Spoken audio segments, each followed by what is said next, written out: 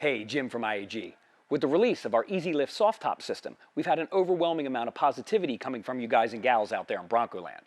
But the most frequently asked question we've received is how does adding the EasyLift system to your vehicle affect putting back and removing your top? That's a great question, and I'm here to show you that no additional steps are needed, and I'm going to prove it to you right now. Let's get started.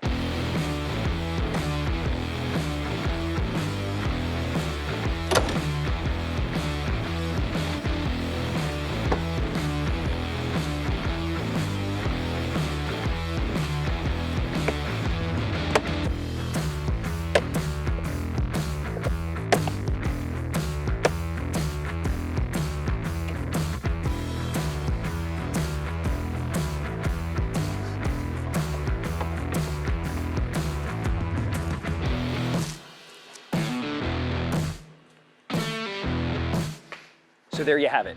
No additional steps are needed to put back or remove your top. So if you're interested in the EasyLift Soft Top Assist System, be sure to click on the link and order yours today.